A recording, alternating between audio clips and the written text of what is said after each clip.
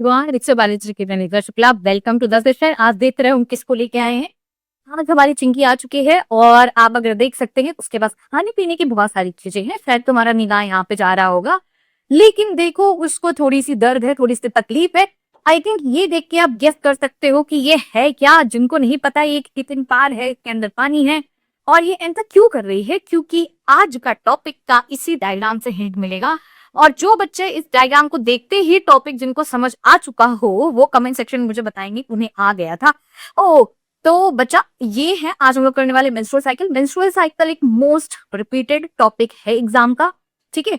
और ये आपका हम 10 मिनट के अंदर अंदर कराने वाले हैं। इसकी खास चीज क्या है कि इससे हम आपको क्वेश्चंस कहाँ से आते हैं, कहाँ पे आप फंसते हो, हार्मोन कंट्रोल कैसे होते हैं, मतलब वो भी हम कराने वाले हैं in with the your NCERT diagram. So please अपनी कमर की पेटी कस के बांध ली, क्योंकि ये स्विच एंड ये जो वीडियो है ये आपके लिए बहुत हेल्पफुल रहने वाला है। इतना समझ लो, आप सीयूईटी दोगे, बोर्ड्स दोगे, या फिर आप नीट का एग्जाम देने जाओगे, आई गारंटी यू, ऐसा नहीं कि इस 10 मिनट की वीडियो से आपका क्वेश्चन ना आए, आएगा ही आएगा, पक्का है।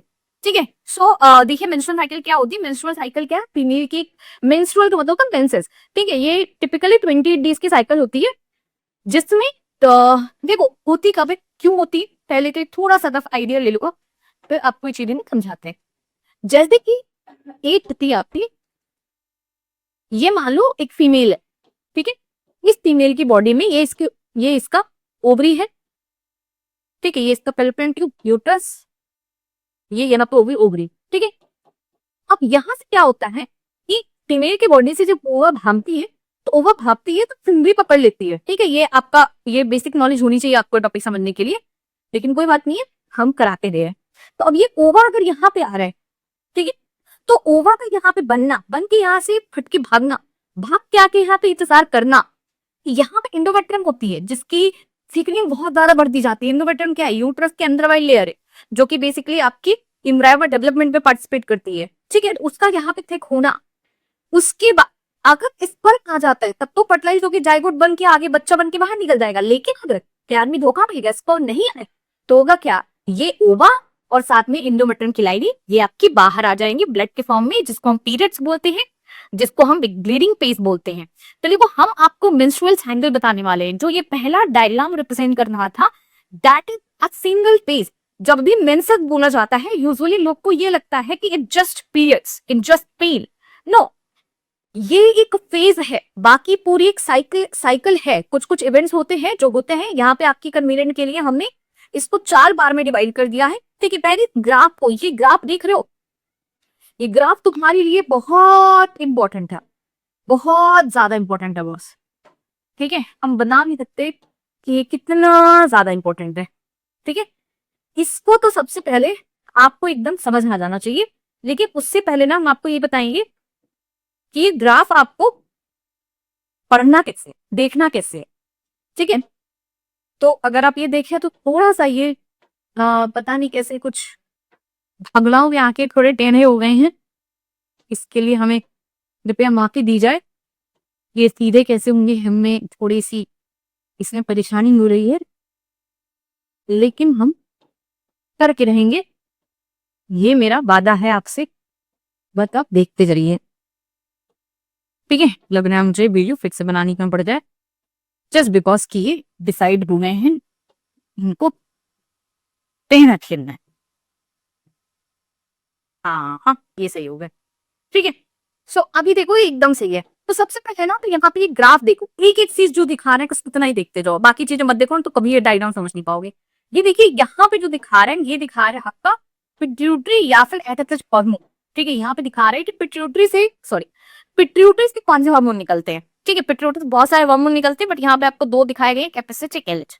पिट्यूटरी कहाँ पे होता है, यहाँ पे ब्रेन में होता है। तो भेजेस जो हमारा निकलता है हार्मोन, वो आपका जाके किसको वर्क करता है, ये देखिए यहाँ पे इसका इम्पैक्ट दिखाया गया है, ठीक है। ये वाला जो पोर्शन है, ये यहाँ पे इसका इम्पैक्ट दिखाया गया, इसको हम ओवेरियन हार्मोन बोलते हैं, या इसको हम लोग ओवरी बोलते हैं। तो ये देखो, इस यहाँ ये जो हार्मोन होगा, इसके चेंजेस की वजह से ये इम्पैक्ट होगा। और जो आपकी ओवरी से जो हार्मोन निकलेंगे, जैसे यहाँ वाला जो ग्राफ दिखा रहे हैं, ये दोनों ग्राफ दिखा रहे हैं ओवरी के निकले हुए हार्मोन, इसका जो इम्पैक्ट होगा ये आपको दिखा रहे हैं यूट्राई हेमाइट। तो मतलब आप ऐसा बोल सकते हो कि दो जगह से हार्मोन निकल रहा है, दो जगह इम्पैक्ट हो रहा है। पिट्यूटरी से हार्मोन निकल रहा है, ओवरी पे जाके एक्ट हो रहा है, ओवरी से जाके हार्मोन निकल रहा है, यूट्रस में जाके एक्ट हो रहा है। ठीक है, ये इतनी सी कहानी है। अब ये देखो, ये इसका है कि यूट्रस की लाइनिंग, लाइनिंग का मतलब अंदर की थिकनेस, ये देखो कम हो रहा है, ये ज्यादा हो रही है, कम हो रही, ज्यादा हो रही, ये तो बेसिक चीजें हो गई। एकदम नीचे में अगर आप देखेंगे यहाँ पे टेस्ट देखा हुआ 1 2 3 4 5 6 कर करके यहाँ पे 29 तक दिया हुआ, 28 तक दिया हुआ है। ठीक है, तो देखो हमारे 4 फेज हो जाते हैं। एक हो जाता है मेंस्ट्रुअल, एक आ जाता है फॉलिकुलर फेज, एक आ जाता है ओव्यूलेटरी फेज, एक आ जाता है हमारा ल्यूटेल फेज। सो मेंस्ट्रुअल साइकिल में हमारे पास क्या है बेटा, 4 फेजेस हैं। मेंस्ट्रुअल साइकिल में हमारे पास 4 फेजेस हैं। कौन कौन से फेजेस हैं? एक हमारे पास है मेंस्ट्रुअल फेज, मेंस्ट्रुअल या जिसको हम लोग ब्लीडिंग फेज बोलते हैं। दूसरा हमारे पास है बेटा फॉलिकुलर फेज, फॉलिक्यूलर फेज। तीसरा हमारे पास है ओव्यूलेटरी फेज।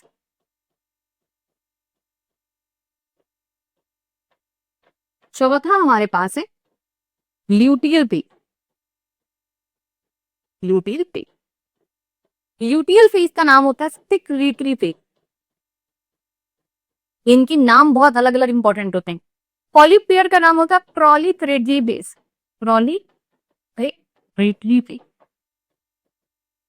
ठीक है, अगर वो मेंस्ट्रुअल साइकिल संबंधी सबसे पहले हमें ये एज्यूम करना पड़ेगा कि जो ओवा आपका फैल्लोपियन ट्यूब से निकला उसको फर्टिलाइज करने को स्पर्म नहीं आ रहा। ठीक है, तो बेचारा बहुत उदास हो गया। उदास होके क्या होता है, ओवा को बाहर निकाल दिया था। फैलोपियन ट्यूब जो होती है वो ओवा को बोलती है निकल जाओ मेरे नजरों से। ठीक है, सो व्हाट एग्जैक्टली हैपेंस। ठीक है, ये यहाँ पे जो ओवा था उसको के मार के यहाँ से बाहर निकाला था। तो यहाँ पे जो एंडोमेट्रियम की एक्सल लाइनिंग थी वो भी धीरे धीरे धीरे धीरे करके आती बाहर आने लगती है। उसी को हम लोग ब्लीडिंग पेज बोलते हैं, उसी को हम लोग आपका मेंस्ट्रुअल प्लेट बोलते हैं। ऐसा क्यों? देखो बहुत सिंपल सा लॉजिक है। ऐसा समझो कि आपके घर में ऐसा नहीं पूरी एंडोमेट्रियम में खत्म हो जाती है। एंडोमेट्रियम में दो टाइप की लेयर होती है। एक एंडोमेट्रियम का बेसिक पोर्शन होता है जो कि फिक्स रहता है, एक थोड़ा बढ़ता घटता रहता है। ठीक है, एक बेसिलिस होता है, फंक्शनलिस होता है। तो आपका पॉइंट क्या है, जैसे आपके घर में मान लो किसी के घर में लड़की बहुत सज धज के तैयार है, दुल्हन तैयार है, खाने हैं, मेहमान है, डीजे है, लाइट है, सब कुछ है। अब बारात आई नहीं, सो क्या होगा? सबसे पहले चीज तो होगा कि आपका जो एक्स्ट्रा खाना है उसको बाहर फेंकोगे, because it's not possible for anyone to consume there. That's the whole logic happens in our body कि वहां पे आपकी जो एंडोमेट्रियम की लाइनिंग होती है उसको क्या करते हैं, बाहर निकाल दिया जाता है अलोंग विद अनफर्टिलाइज्ड एग। उसी को हम ब्लीडिंग फेज बोलते हैं। ठीक है, तो यहाँ पे ब्लीडिंग फेज होता है जो कि आपका 3 to 5 डेज तक चलता है। 3 to 5 डेज तक चलता है। अच्छा, अब देखो प्रोजेस्टेरोन एस्ट्रोजन दो हार्मोन होते हैं जो एंडोमेट्रियम की लाइनिंग को थिक करते हैं। मतलब आप ऐसे समझ लो कि प्रोजेस्टेरोन एस्ट्रोजन वो दो बच्चे हैं जो मेहमान के लिए और नया खाना ला रहे हैं। तो जब आपके घर पे कॉल आ गए कि भाई मेहमान नहीं आ रहे हैं, तो क्या वो दो बच्चे एक्टिव रहेंगे? नहीं, उनको बोला भाई ठीक है जा छोटू को आराम कर सामने अब। ठीक है, तो वही सेम चीज यहाँ पे होता है कि यहाँ पे किस टाइम पे प्रोजेस्टेरोन एस्ट्रोजन आपका आपके बहुत हाई नहीं होते, एकदम नॉर्मल हो जाते हैं। ठीक है, लेकिन एक सिंपल सी बात है, अब यहाँ पे एक और चीज होती है। जैसे इसी में आप देखो, अब इस ग्राफ को ज्यादा ध्यान से देखो, ये देखिए यहाँ पे मेंसेस पीरियड दिखा रहे हैं, ये देखो यहाँ पे ब्लीडिंग पीरियड में देखो यहाँ पे नीचे जा रहा है ये वाला पोर्शन। ये देखो प्रोजेस्टेरोन एस्ट्रोजन वाला जो पोर्शन एकदम न्यूट्रल है। ठीक है, ये बढ़ नहीं रहा है। प्रोजेस्टेरोन एस्ट्रोजन वाला पोर्शन, ये वाला पोर्शन देख रहे हो, ये एकदम स्टैटिक है। ऐसा नहीं कि ड्रॉप हुआ है, कोई स्पेस में ड्रॉप नहीं हुआ है। शिक्षा करना ये कॉमन मिस्टेक्स है। प्लीज ग्राफ को इतना समझ लो, क्वेश्चन की फॉर्म में पढ़ना आना बहुत पॉसिबल इम्पॉसिबल वाला चीज है।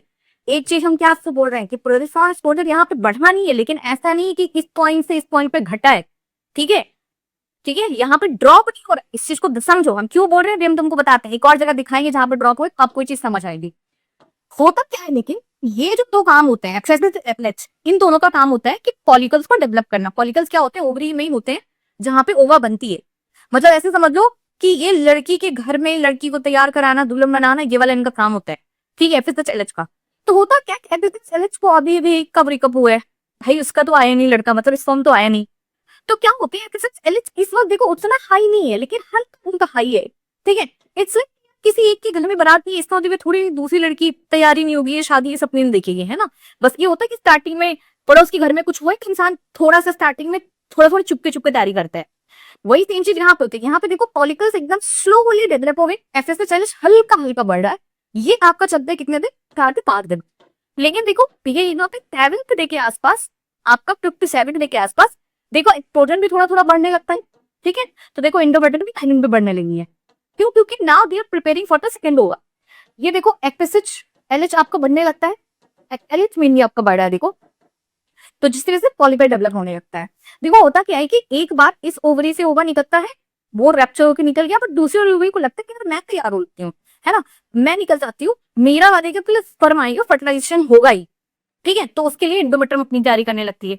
तो follicle phase is kind of preparing for the next fertilisation. Bleeding phase is kind of कि ब्रेकडाउन हो रही, चीजें निकल रही, चीजें टूट रही, चीजें फूट रही। ठीक है, अब आपके पास क्या हो रहा है, देखो ये फॉलिकल फेज यहाँ पे 7 दिन से लेकर 13 डे तक चलता है। ठीक है, अगर आप देखेंगे ये यहाँ तक, अब ये पॉलिकल देखिए पूरा से डेवलप हो चुका है किसी के अंदर। ठीक है, ये इसको हम लोग ग्रैफियन पॉलिकल बोलेंगे, क्योंकि देखो एंड्रम कितनी बड़ी है। अब ग्रैफियन फॉलिकल से क्या होता है, ओवा निकल जाता है, लेकिन ओवा निकलने के लिए सिंगल डे आता है जिसको हम ओवुलेटरी फेज बोलते हैं, which is 14th day. 14th day पे अगर आप देखोगे तो देखो बहुत पीक पे एस्ट्रोजन है, बहुत पीक पे एलएच है। देखो अचानक से बढ़ गया है, इसको हम बोलते हैं एलएच सर्ज, इसको हम बोलते हैं एलएच सर्ज। ठीक है, एलएच सर्ज की वजह से अचानक से बढ़ चुका है, ओवा आपका बढ़ चुका है, और आपका यहाँ पे क्या होती है, ओवा निकल रही है। ठीक है, इसको बोलते हैं ovulation. What is ovulation? Release of ova from the Graafian follicle under the influence of oestrogen, FSH and it's not progesterone. देखो प्रोजेस्टेरॉन यहाँ पे हाई नहीं है। ठीक है, प्रोजेस्टेरॉन का जो मेन रोल है वो आपका एंडोमेट्रियम की लाइनिंग पे ही है, एस्ट्रोजन का बल्कि जो रोल है वो आपका फॉलिकल के डेवलपमेंट में भी काइंड ऑफ हेल्प कर देता है। ठीक है बच्चों, तो ये इतनी सी यहाँ पे बात है। अच्छा, अब क्या होता है नेक्स्ट फेज में, क्या होता है नेक्स्ट फेज में 14 के बाद, अब ये जो रिमेनिंग है कॉर्पस ल्यूटियम का पोर्शन ग्रैफियन फॉलिकल का, वो कन्वर्ट हो जाता है येलो कलर में, जिसको कॉर्पस ल्यूटियम बोलते हैं। कॉर्पस ल्यूटियम आपका बहुत स्पीड में, मतलब ये पता क्या चीज है, बहुत, ये इट्स लाइक कि ना अब तो निकल चुकी है वहां से। ठीक है, देखो इसको हम थोड़ा तुमको बॉडी की फॉर्म में समझते हैं। तो बॉडी की फॉर्म में क्या होता है कि ये यहां से, कि इट्स लाइक ये यहाँ पे ओवरी थी, ये यहाँ से ओवा निकला, अब ये यहाँ पे गया, तो यहाँ के ट्रिगोनी पोर्शन फटाक से यहाँ पे मैसेज पहुंचाते हैं कि देखो देखो ओवा वहां से निकल चुकी है, फर्टिलाइजेशन होके आ ही रही होगी, तुम अपनी तैयारी तेजी से कर दो, मतलब इट्स लाइक भाई बारात निकल गई, जल्दी करो। तो होता क्या है कि कॉर्पस ल्यूटियम इतना ज्यादा क्वांटिटी प्रोजेस्टेरॉन सीक्रेट करता है, देखो अचानक से प्रोजेस्टेरॉन का लेवल बहुत हाई हो गया, और ये देखो एंडोमेट्रियम की लाइनिंग बहुत थिक हो चुकी है। ठीक है, अब यहाँ पे एफएसएच ड्रॉप हुआ है, यहाँ पे देखो ड्रॉप हुआ है एफएसएच। क्यों? क्योंकि इनको लग रहा है अभी तो हमने ओवा को निकाला है, अब मुझे फॉलिकल क्यों बनाने हैं।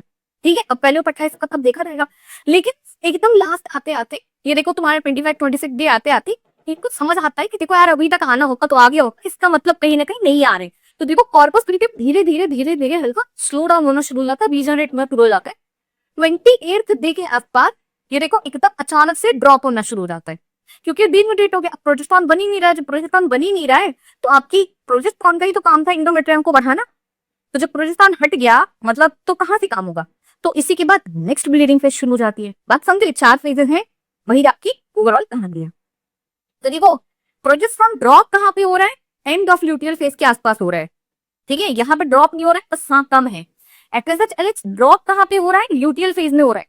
सबसे लंबी फेज कौन सी है, ल्यूटियल फेज है। क्यों? क्योंकि 14 डे से लेकर 28 डे तक चल रही है। सबसे शॉर्ट फेज कौन सी है, ओवुलेटरी फेज है। देखो यही एमसीक्यू आते हैं। ठीक है, ओवुलेटरी फेज हमारा क्या है, ये शॉर्ट फेज है। एक मिस्टेक ये तुम लोग करते हो, ठीक है, ल्यूटियल लॉन्गेस्ट फेज है, एक क्वेश्चन ये आता है, तुम लोग नहीं करते हो। तीसरा क्वेश्चन है कि अक्सर बच्चों को याद रहता है कि हाँ ओवुलेटरी फेज में एलएच हाई था, एफएसएच हाई था, और बहुत कम बच्चे होते हैं जिनको याद होता है एस्ट्रोजन भी पीक पे होता है। ठीक है, देखो प्रोजेस्टेरॉन जहां पे हाई होगा वहां पे एलएच हाई नहीं होगा। जैसे सबसे ज्यादा ल्यूटियल फेज में प्रोजेस्टेरॉन हाई होता है, प्रोजेस्टेरॉन बहुत हाई होता है। फॉलिकुलर फेज में एफएसएच एलएच हाई होता है। ठीक है, हाई मैटर होता है, बाकी सबसे हाई तो ओवुलेटरी फेज पे मिलता है। ठीक है, मेंस्ट्रुअल फेज पे एफएसएच एलएच थोड़ा थोड़ा बढ़ रहा होता है, कुछ खास नहीं। प्रोजेस्टेरॉन एस्ट्रोजन एकदम स्टैटिक होता है। तो बस यहाँ पे क्या करना, शॉर्टेस्ट फेज कौन सा है, लॉन्गेस्ट फेज कौन सा है, बेसिक मिस्टेक मत करना। अच्छा, एक क्वेश्चन आता है कि कौन सा वो फेज है जो नहीं होगा अगर प्रेगनेंसी हो गई तो, ल्यूटियल सॉरी, ये फेज प्रेगनेंसी में ये एब्सेंट होता है, प्रेगनेंसी में ये एब्सेंट होता है, ठीक है, क्योंकि फर्टिलाइजेशन हो गया। अगर फर्टिलाइजेशन हो जाता है, एक चीज याद रखना, साइकिल की भी टॉपिक है, तो कॉर्पस लुटियम आपका तुरंत डिजनरेट नहीं होता, प्लेसेंटा बनने तक रुकता है। सो ये प्रोजेस्टेरोन का जो ग्राफ है ये ऐसे उठेगा। अगर पहले बोर्ड में तुम्हारा ऐसा क्वेश्चन आ रहा है, ऐसे उठता हुआ दिख रहा है, मतलब फीमेल प्रेग्नेंट है, ठीक है। तो ये ही इतने से यहाँ से क्वेश्चन आ रहे हैं, इसको यहाँ पे ध्यान रखें। और बाकी चैनल को सब्सक्राइब कर लो, ऐसे 10 मिनट 15 मिनट के जो जो टफ टॉपिक्स है उनकी वीडियोस आपके लिए यहाँ पे डालते रहेंगे। और आपका बायो की जो मैराथन है वो है आपकी 11th एंड 13th को 6 PM बायो की मैराथन, ठीक है। इसी चैनल पे हाफ एंड का पूरा पोर्शन कंप्लीट कराएंगे, और कृपया करके सब्सक्राइब कर लो। और जो भी नोट्स हैं उनके लिए डेली रहूंगा, ये यहाँ पर डिस्क्रिप्शन बॉक्स यल के ज्वाइन कर लो। रिवीजन बैचेस ऑलरेडी अनअकैडमी पे चल रही हैं, प्लीज जाओ निकिता लाइक कोड अप्लाई करो, ज्वाइन कर लो, क्योंकि देखो डिटेल बैच का कोई सब्सक्रिप्शन होता नहीं है, ठीक है। So I hope you like this video by the way, and please do enjoy and let me know आपको अगर ऐसी और भी वीडियोस चाहिए, I will be creative. Okay, tata bye bye, see you, bye.